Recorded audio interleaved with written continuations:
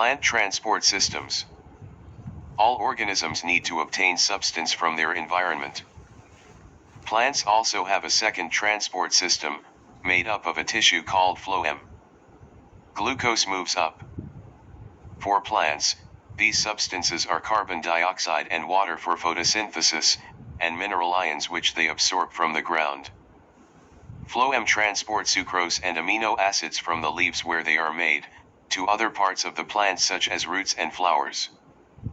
Plant absorb water through their roots, and the water must be transported up water and minerals to the leaves. This is made up of a tissue are taken up by vessels, called xylem. Xylem. One long drain pipe, hollow, dead cells. Two its cells joined end to end, cell wall. Disappear, forming elongated tubes called vessels. Vessels contain no cytoplasm and nuclei.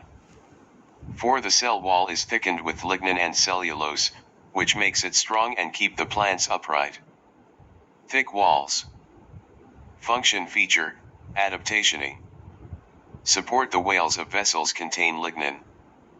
Lignin is very strong and can support the great weight of a heavy tree.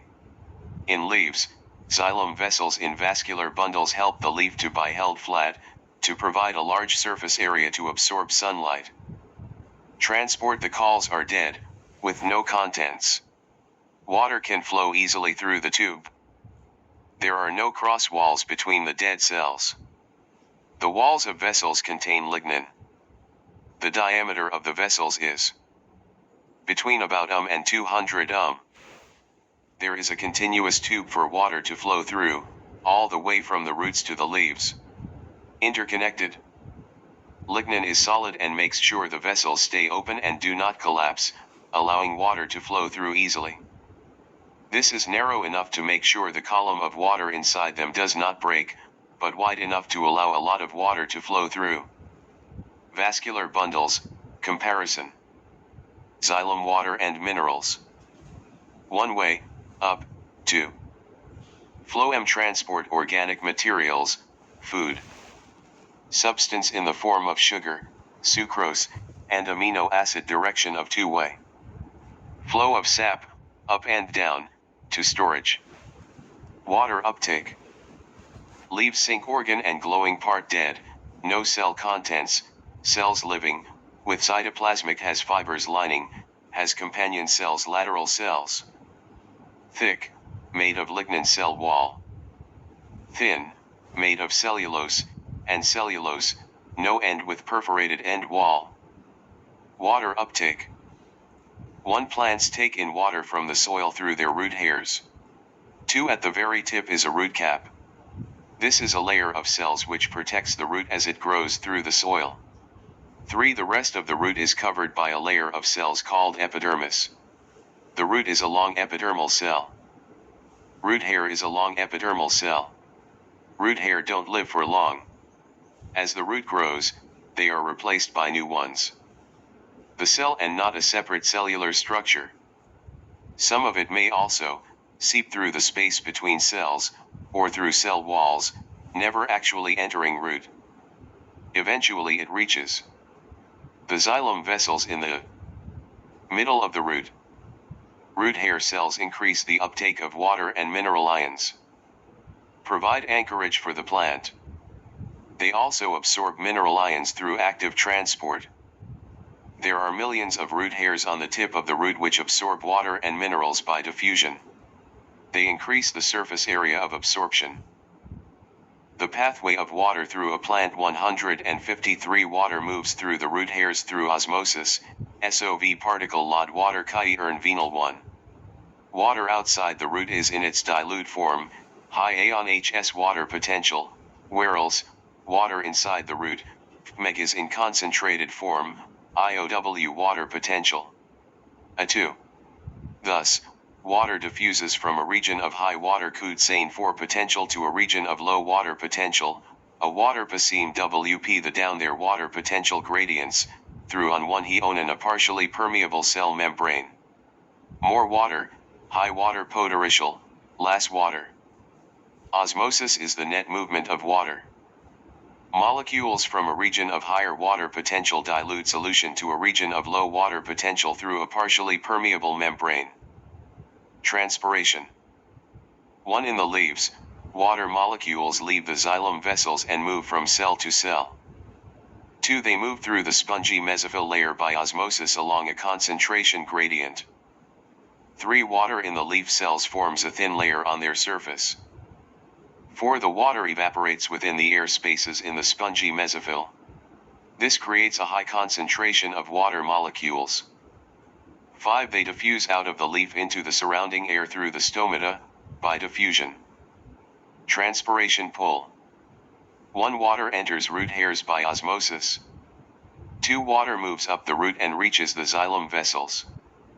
3. The pressure at the top of the xylem vessels is lower than at the bottom. Pressure difference is called transpiration pull. 4. This causes the water to move upwards through the xylem vessels till the leaf mesophyll cells. 5. The water is lost through transpiration, in the transpiration stream. Stoma. Water vapor diffuses out. Transpiration.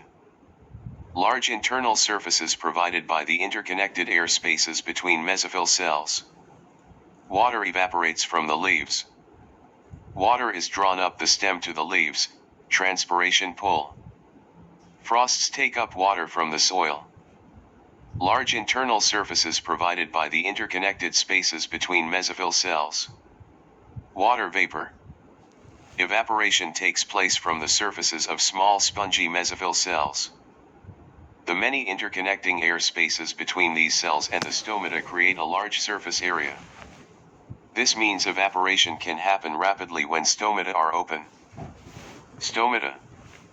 Transpiration is the evaporation of water at the surfaces of the mesophyll cells, followed by the loss of water vapor from plant leaves, through the stomata. Transpiration pull, supplement. Explain the mechanism by which water moves upward in xylem in terms of A. The process of transpiration pull begins with the loss of water from the plant through the stomata on the leaves. As water evaporates from the plant, it creates a negative pressure gradient, or tension, that pulls water up from the roots. This negative pressure gradient is created by a combination of forces, including adhesion, cohesion, and tension. Adhesion refers to the attractive forces between water molecules and the surfaces of the plant's xylem vessels. Cohesion refers to the attractive forces between water molecules themselves. Together, these forces help water to form a continuous column within the xylem vessels, allowing it to be transported through the plant. Tension is the force created by the negative pressure gradient which pulls water up through the plant against the force of gravity. The strength of the tension is determined by the rate of transpiration, which is regulated by the stomata on the leaves. Transpiration, extra. Measuring transpiration rates. Rate at which a plant benefits/functions of transpiration in plants. Water uptake of nutrients, mineral ions is one of the main benefits of takes up a lot of the cohesion tension mechanism, triggered by transpiration depends on the rate. Turgor pressure, providing water to keep cells turgid, firm, in transpiration to support the structure of the plant. Rate of transpiration. Temperature. Conditions that. Wind or air movement, 1. Rate of transpiration increases. 2. Water vapor that diffuses out of stomata tends to accumulate around a leaf. 3. Wind blows away the accumulated water vapor, so that the water vapor concentration gradient between the intercellular air spaces in the leaf and atmospheric air is larger. Transpiration rate is affected by factors. Humidity, 1. Rate of transpiration decreases as humidity increases. 2. Intercellular air spaces are usually saturated with water vapor. 3. When humidity is low, example dry weather, there is a steeper water vapor concentration gradient between air spaces in the leaf and surrounding air, which results in a higher rate of transpiration. Relative humidity, at higher humidity, the amount of water vapor is higher. This decreases the water vapor concentration gradient between the leaf and the atmosphere. Hence, the rate of transpiration decreases. Wind or air movement, Wind carries away water vapor from the surface of the leaf, increasing the water vapor concentration gradient. Hence, the rate of transpiration increases. Temperature of air. A rise in the temperature of the surroundings increases the rate of evaporation. Hence, the rate of transpiration increases. Light intensity, light. Transpiration rate increases as light intensity increases. In the day, the stomata open, thus the rate of transpiration increases. At night, the stomata close, thus the rate of transpiration decreases. Explain why some parts of a plant may act as a source and sink at different times, translocation in different seasons.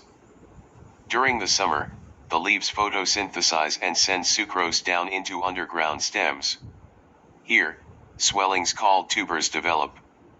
The cells in the root tubers change the sucrose to starch and store it. In autumn, the leaves die. Nothing is left of the potato plant above ground, just the stem tubers beneath the soil. In spring, they begin to grow new shoots and leaves. The starch in the tubers is changed back to sucrose, and transported in the phloem to the growing region. In summer, the leaves are sources and the growing stem tubers are sinks. In spring, the stem tubers are sources and the growing leaves are sinks. Phloem can transfer sucrose in either direction, up or down the plant. This isn't true for the transport of water in the xylem vessels. That can only go upwards because transpiration always happens at the leaf surface, and it is this that provides the pull to draw water up the plant.